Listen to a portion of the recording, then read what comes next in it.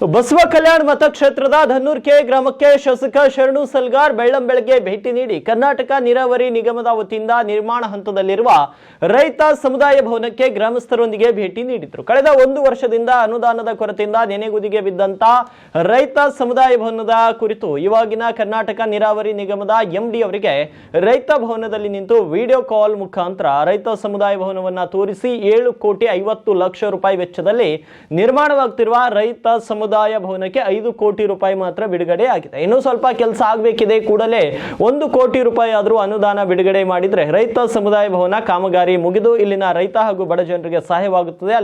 ಅಲ್ಲದೆ ಸುತ್ತಮುತ್ತಲಿನ 10 ಹಳ್ಳಿಗಳ ಜನರು ಇದರ ಸದುಪಯೋಗ ಪಡೆದುಕೊಳ್ಳುತ್ತಾರೆ. ಕೂಡಲೇ ಅನುದಾನ ಬಿಡುಗಡೆ ಮಾಡಬೇಕು ಅಂತ ಮನವಿ ಮಾಡಿದರು. ಕರ್ನಾಟಕ ನೀರಾವರಿ ನಿಗಮದ ನಿವೃತ್ತ ಎಂಡಿ ಮಲ್ಲಿಕಾರ್ಜುನ್ ಗುಂಗೆ ಅವರು ಅಧಿಕಾರದಲ್ಲಿದ್ದಾಗಲೇ ಈ ರೈತ ಸಮುದಾಯ ಭವನ ಮಂಜೂರಾತಿಯಾಗಿತ್ತು. ಆದರೆ ಮಲ್ಲಿಕಾರ್ಜುನ್ ಗುಂಗೆ ಅವರು ನಮ್ಮ ತಾಲೂಕಿನವರೇ ಇದ್ರೂ ಸಹ ಕಾಮಗಾರಿ ಪೂರ್ಣ ಮಾಡಿಲ್ಲ. ಅವರ ಕಾಲದಲ್ಲಿ ಮಂಜೂರಾತಿಯಾದ ಹಲವು ರೈತ ಸಮುದಾಯ ಭವನಗಳು ನೆನೆಗುದಿಗೆ ಬಿದ್ದಿವೆ ಅಂತ ಅವರು ದೂರಿದರು. ಈ ರೈತ ಸಮುದಾಯ ಭವನ ಕೆಲವೇ ತಿಂಗಳುಗಳಲ್ಲಿ ಮುಗಿಯುವಂತೆ ಮಾಡಿ ಗ್ರಾಮಸ್ಥರಿಗೆ ಅನುಕೂಲ ಮಾಡಿಕೊಡುತ್ತೇನೆ ಎಂದು ಡಿಸಿಎಂ ಡಿಕೆ ಶಿವಕುಮಾರ್ ಬಳಿ ಹೋಗಿ ಅನುದಾನ ಬಿಡುಗಡೆ ಮಾಡುವಂತೆ ಮನವಿ ಮಾಡುತ್ತೇನೆ ಅಂತ ಗ್ರಾಮಸ್ಥರಿಗೆ ಭರವಸೆಯನ್ನು ನೀಡಿದರು.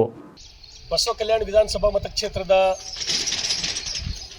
ಧನ್ನೂರ್ಕೆ ಗ್ರಾಮ ಬೆಳಗ್ಗೆ ನನ್ನೆಲ್ಲ ಧನ್ನೂರು ಗ್ರಾಮದ ಎಲ್ಲ ಆದರಣೀಯ ರೈತರಿಗೆ ಮಾತಾಡಿಸ್ಬೇಕು. ಮೊನ್ನೆ ನಡೆದಂಥ ಅಕಾಲಿಕ ಮಳೆ, ಆಲಿಕಲ್ಲು, ಕನ್ನಡದೊಳಗೆ ಆಲಿಕಲ್ಲು ಅಂತಾರಲ್ಲ, ಆಲಿಕಲ್ಲು ಗಾರ್ ಅಂತೀವಿ ನಮ್ಮ ಭಾಷೆದಾಗ. ಸಿಕ್ಕಾಪಟ್ಟೆ ಗಾರ್ ಬಡಿದು ಜೋಳ, ಜೇವಿ,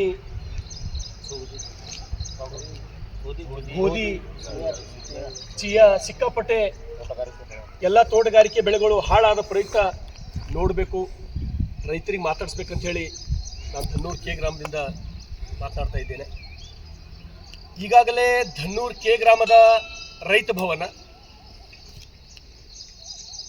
ಹಿಂದಿನ ಎಮ್ ಡಿ ಅವರಿದ್ದಾಗ ನಮ್ಮವರೇ ಎಮ್ ಡಿ ಅವರು ಹಿಂದಿನವರು, ಅದರಾಗೇನು ಎರಡು ಮಾತಿಲ್ಲ. ರೈತರಿಗಾಗಿ ರೈತ ಭವನ ಶಂಕ್ಷನ್ ಮಾಡಿದರು.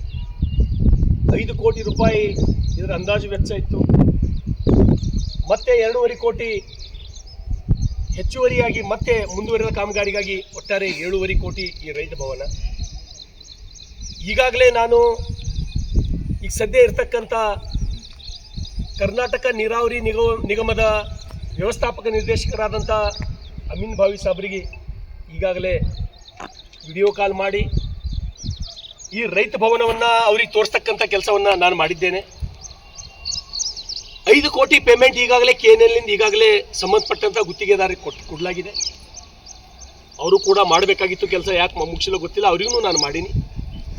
ನನಗೆ ವಿಶ್ವಾಸದ ಈ ಇರ್ತಕ್ಕಂಥ MD ಅಮೀನ್ ಬಾವಿಯವರು ಒಳ್ಳೆಯವರ, ರೈತರ ಬಗ್ಗೆ ಕಾಳಜಿ ಇರೋರ.